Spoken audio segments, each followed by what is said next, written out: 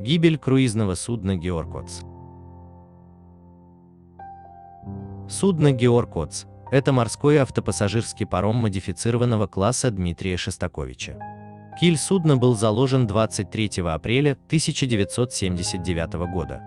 Спуск на воду состоялся 10 ноября 1979 года на верфи Сточни Щецинская в городе Щецин, Польша, и передан эстонскому пароходству судоходной компании «Таллин» 25 мая 1980 года.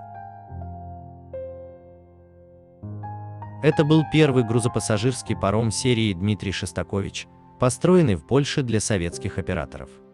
Судно названо в честь эстонского оперного певца, золотого голоса Георга Отца, и был одним из первых кораблей, который отправился в плавание под управлением компании «Таллинг».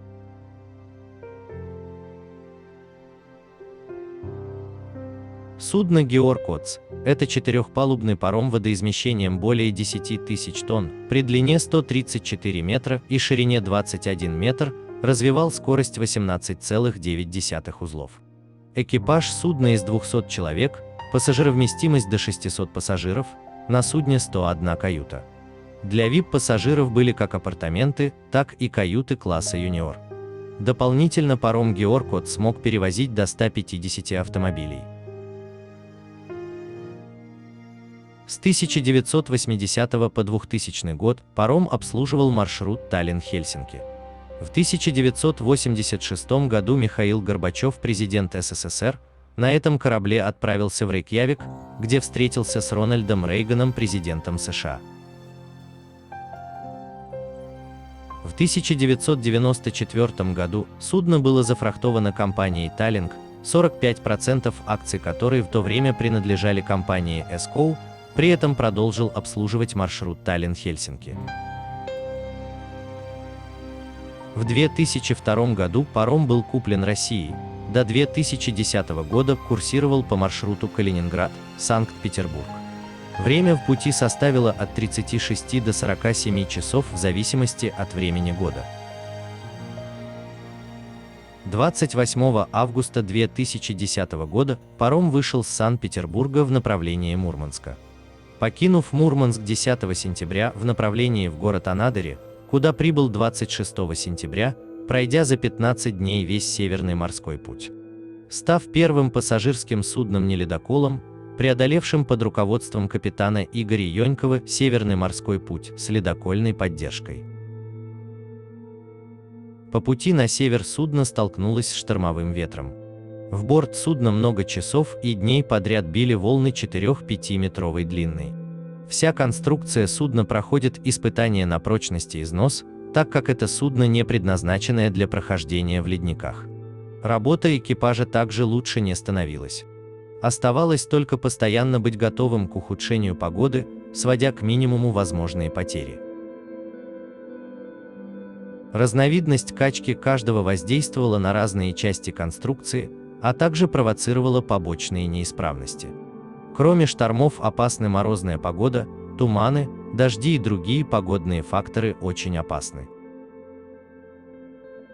Покинув Анадырь 30 сентября, судно Георг Отц прибыл 9 октября 2010 года во Владивосток, где должен был использоваться для размещения гостей саммита Азиатско-Тихоокеанского экономического сотрудничества. Позже на модернизацию судна под гостиницу из краевого бюджета было выделено 200 миллионов рублей. С 2010 года эксплуатировался и модернизировался на российском Дальнем Востоке. В августе 2011 года новым портом приписки стал Владивосток. 28 апреля 2012 года на судоремонтном заводе произошла авария, в результате которой в корпусе судна появилась пробоина размером в полметра и пострадали лопасти всех винтов.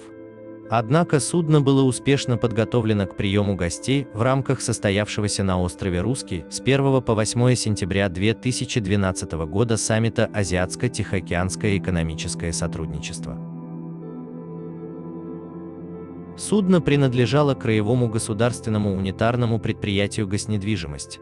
В декабре 2012 года через процедуру аукциона судно Георг Отц отдали в аренду Техномарин. Тогда заявлялось, что паром планируется использовать на междугородних и международных морских перевозках.